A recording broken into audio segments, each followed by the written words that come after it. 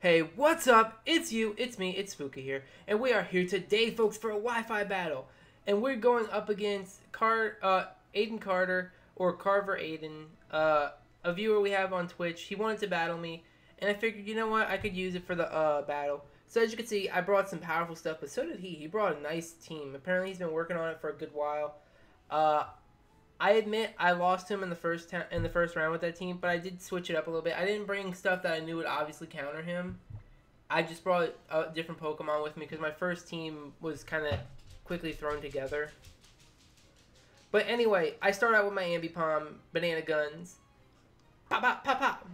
Well, he starts out with his shiny Blastoise. Look at that beautiful shiny. But anyway, I go for the Fake Out first because it's an Ambipom. Like, if it doesn't go for Fake Out first turn, something's wrong with it. But then with the flinch, I get off a double hit, and it does crazy damage, but it just doesn't kill it. It's because it has a Silk Scarf instead of a Life Orb. But at the bright side, because of the Silk Scarf, we actually live this turn with the burn damage. Because if the Life Orb would have popped off, we would have been screwed. But anyway, I get the double hit off again and kill the Blastoise. And it looks like Banana Guns goes down with it. Sadly, thanks to the burn damage. It's kind of not great. But yeah, for those of you who have not figured it out yet, this is a post-battle recording, which kind of sucks. I hate to do post-battle recordings because it's not as nice as actually getting in there and doing it yourself, but what can you do? Anyway, I sent out my Shiny Bayonet Arcane, who, if you can't guess, is a Mega Bayonet. He sends out his Shiny Staraptor, and that thing is just crazy. Look at that blue, whatever that is. That blue emo bird. But I Mega Evolve. And I gotta say, folks, I love how shiny Mega Bayonet looks whenever it does that. Sorry, I had to check something.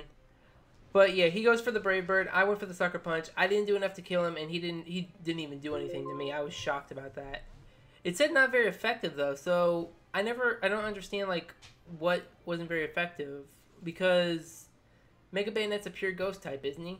So Ghosts are apparently not very effective against flying types? Like, I'm confused. But anyway, he goes for the Pyroar. He uses Will-O-Wisp. I use Gunk Shot, and I throw that trash straight at him. I hit him with them mixtapes. That's right. I'm calling mixtapes trash. What you gonna do about it? That's right, nothing. But anyway, he switches into his Skarmory because he knows his Skarmory can take a Gunk Shot, but I went for the Sucker Punch, predicting it. Actually, I didn't predict it. I went for the Sucker Punch to try and hit a Flamethrower. So I switch into Helena, my Torkoal. That beautiful shiny Torkoal too, as he gets up his Stealth Rocks. And I kind of predicted the Stealth Rocks because I knew the Skarmory had Stealth Rocks beforehand. I mean, I remember him telling me one day. But anyway, I put up my Stealth Rocks. He uses Whirlwind to switch me out. So it's a Whirlwind Stealth Rock set. Probably has spikes too to screw with you. But it switches me into our Liligant, our powerful, destructive queen. This thing destroys nations all by itself, and I just love it to death.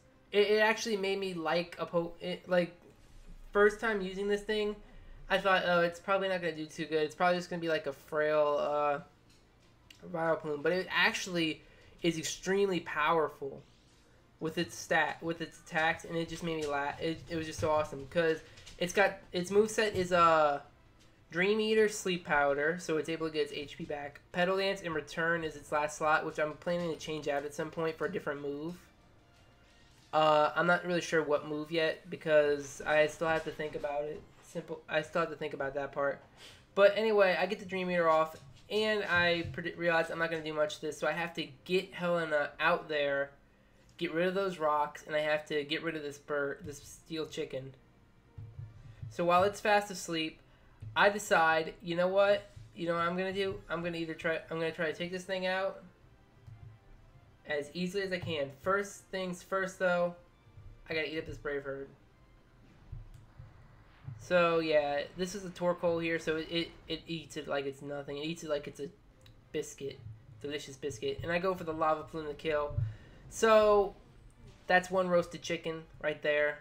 It's just slightly crispy on the outside. Don't worry about it. You can just brush that off. But he sends out his Excadrill thinking he can take me out with an Earthquake.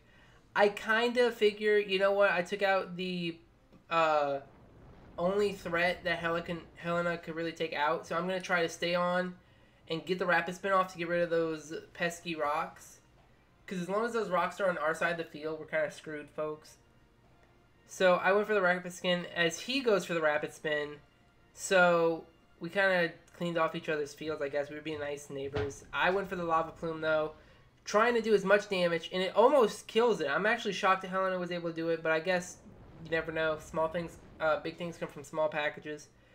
But sadly, Helena falls to the Excadrill's rock slide. And this was a long match, folks. This was like 33 turns of craziness. But I sent down my shiny Malamar. He just like, he's ready to eat it up. He eats the Earthquake and decides, you know what, I had just enough. I think I'm going to Psycho Cut you and cut you down to pieces. So it was over for Malamar. It didn't do much, sadly.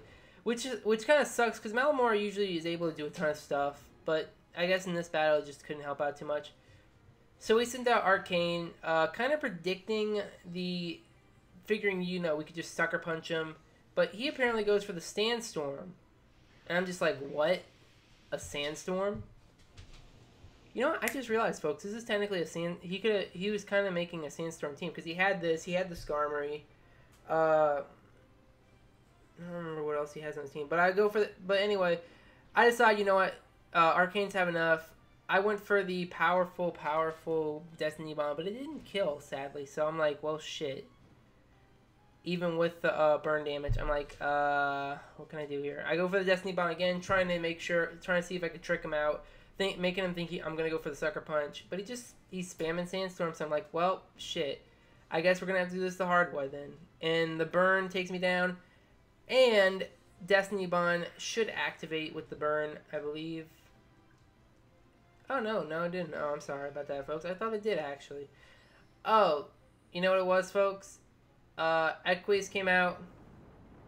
Equius he dropped. He dropped to the floor with that crit. That was a crit Earthquake.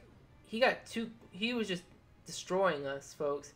So, Liligant comes out, and I'm like, well, shit, it looks like it's over, man. I can't really do much else. He goes for the Earthquake. Liligant eats it up. It was delicious. It was a snack to her. I go for the return just to get off that damage, and it does maybe one, and I'm like, well, shit, I shouldn't have did that. But my leftovers kicks in, so I'm not 100% worried at the moment, because if I lose to an Excadrill with Liligant, I'd be kind of sad. But I know for a fact, this Liligant, this is not your ordinary Liligant. This Liligant is powerful. She has taken down Primal Kyogres, Primal Groudon. She has taken down armies in her battles. This Arbok is nothing to her, even though it is an awesome shiny. It goes for the Sucker Punch, which I don't understand how, because it doesn't have hands. I went for the... Wait, what did I go for? I didn't get a chance to say. I want to say it was either the Dream... It was a Sleep Powder, of course. I went for the Sleep Powder to try to get it to sleep, because if I could hit it with that Dream Eater, that's super effective damage coming at it. So I wouldn't have to worry about that. We pretty much, after that, we tried to, I think we Dream Eater and and Carver switches out, or Shed Skin activates. Like I said, this is why I hate post-commentary, because I can't remember the whole fight. It's such a stupid thing. I guess I should have went over the fight in my head. I should have went over the fight or took down notes while I was playing, but I didn't expect to really put this into a video. Carver asked me to do it, and I figured, you know what, this would be a good way to show off our powerhouse right here, because she Dream Eaters, almost one-shots the Arbok, and I'm just sitting there like, god damn, Liligant. She was thirsty. She wanted them dreams. They look delicious. Just eating up that poor Arbok dreams, giving them nightmares. But, we go for another Dream Eater, kill it, and I want to say he has 2 Pokemon left after this. 2 or 3 Pokemon left. He sends out the Pyroar, and I'm scared of this thing to death, because I figure, oh god, 1 Fire Blast and I'm dead. I go for the Sleep Powder again. And normally, I don't go for like, hey, let's constantly put Pokemon to sleep, because that's kind of a cheap way to win. But I did it with the Pyroar, because the Pyroar was a huge threat to me. I went for the Petal Dance, and we almost one-shot the Pyroar with that Petal Dance. Even though it's at like 78 HP, I know that's not much, but still, a Petal Dance does like a ton of damage anyway. Sorry, folks. Chance the Pug wanted to join us for the last few minutes of this recording.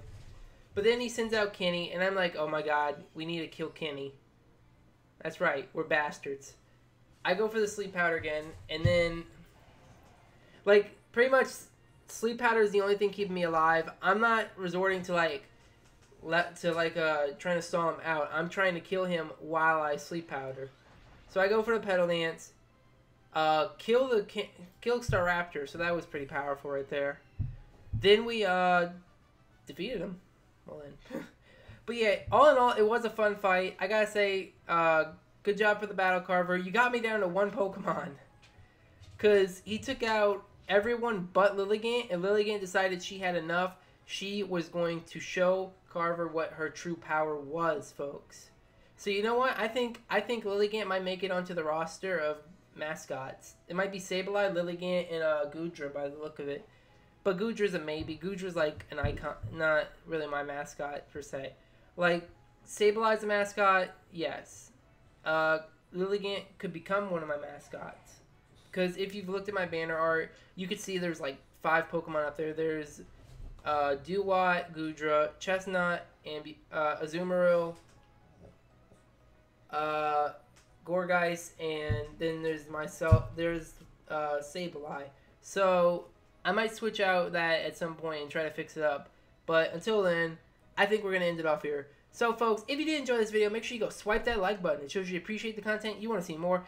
And, folks, if you want to follow along in all the awesome videos we post on the daily, make sure you go and swipe that subscribe button, too, so you can be a part of Spooktown, USA. Other than that, I got to say, I'm Spookalai. Go check out Carver. And I will see you all in the next video. See ya, folks!